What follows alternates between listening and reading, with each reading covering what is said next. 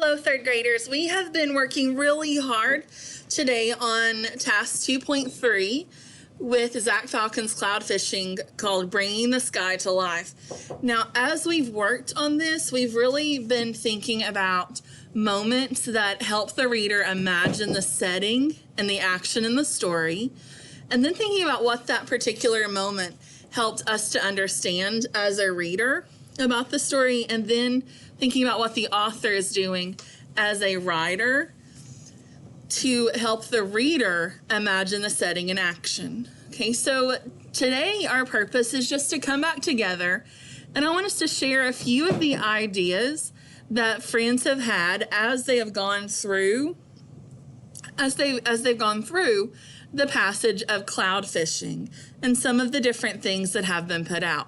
Now, guys, like I said earlier, there are so many places in the story Cloud Fishing that Zach Falcon uses figurative language to bring his story to life.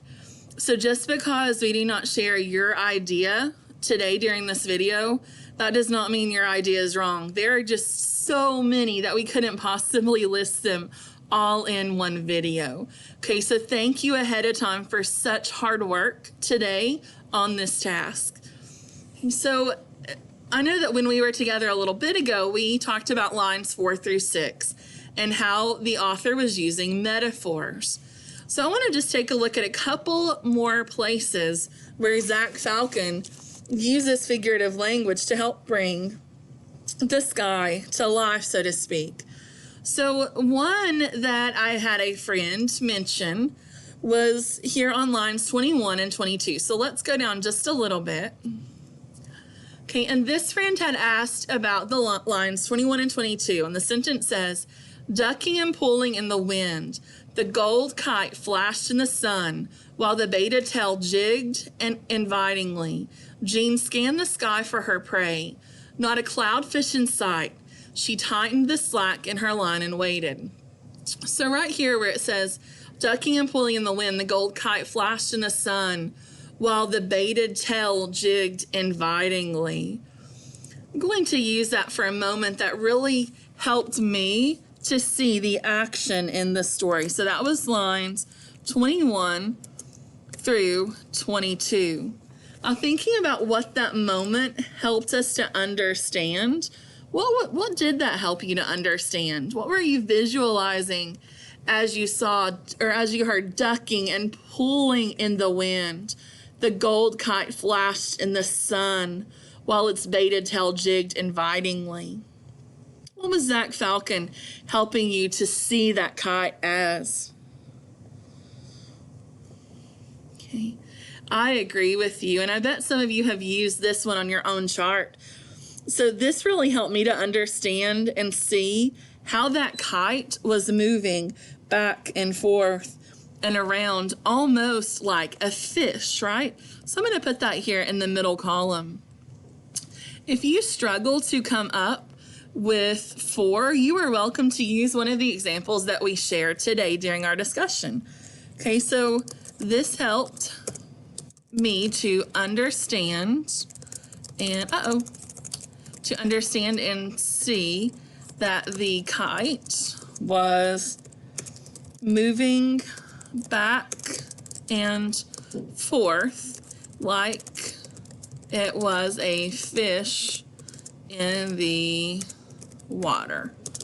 Okay, so now I'm going to jump over here and think about what exactly Zach Falcon was doing as a writer when he wrote that sentence or those couple of sentences. So what tool of figurative language was he using? Now I see that he has this object of a kite, and he's used his words to make that kite come to life, hasn't he? So do you remember what it's called when an author can bring an object like a kite and give it qualities of something that's alive? Do you remember what that's called? Okay, exactly. It is called personification. So I'm going to say here the author is using personification to describe how the kite moved making it sound like the kite was alive and acting like a fish in the water.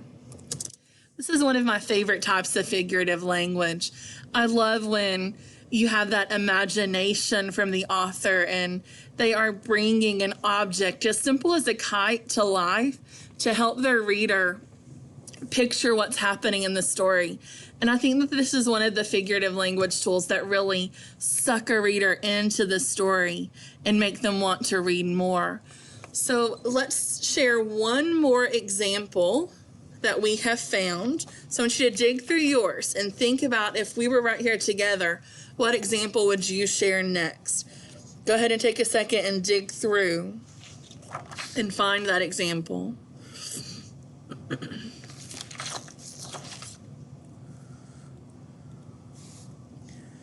Okay, I think I'm going to take a look here at lines 27. So we're not going to move too far down.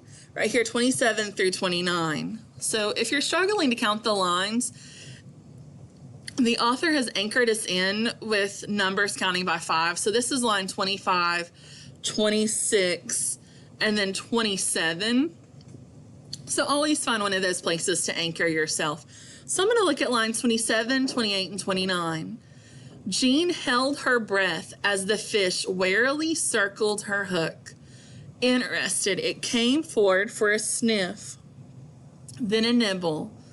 Then the fish turned and gobbled the whole kite. So thinking about that again, I'm using lines 27 through 29. I want you to think for just a minute, as we've read those lines, what did it really help you to understand?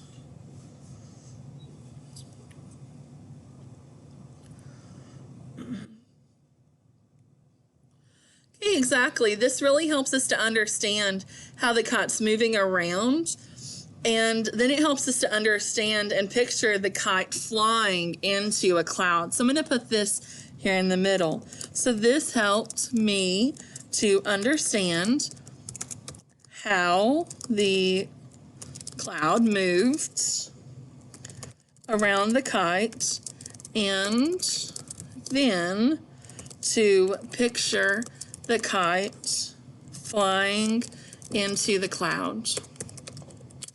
Okay, so next we need to think about what move the author was making when he wrote this sentence. So let's go back to our text.